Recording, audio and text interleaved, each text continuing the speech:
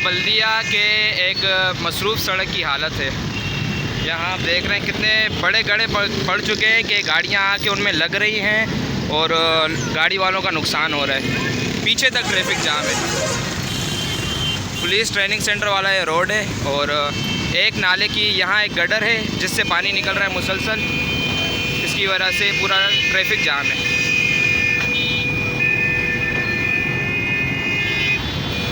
यहाँ हम स्टूडेंट्स जो हैं वो आते हैं और कपड़े हमारे नापाक हो जाते हैं और हम किसी काम के काबिल नहीं रहते।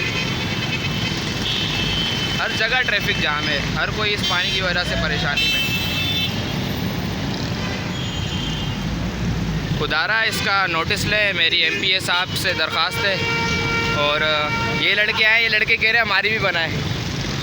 एमपीए साहब से दरख्वास्त है कि इसका कुछ किया जाए, यहाँ लाइनों की सफाई करवाई जाए जिस तरह बाकी इलाकों में चल रही है, ताकि ना स्टूडेंट्स को मसला हो और ना बल्दिया के आवाम को मसला हो जो एक मेन सड़क की वजह से रुल रहे हैं। गाड़ियाँ लोगों की ख़राब हो रही हैं। तो बराए मेहरबानी इसका नोटिस लिया जाए और यहाँ इस लाइन को, इस गटर को क्लियर करवाया जाए।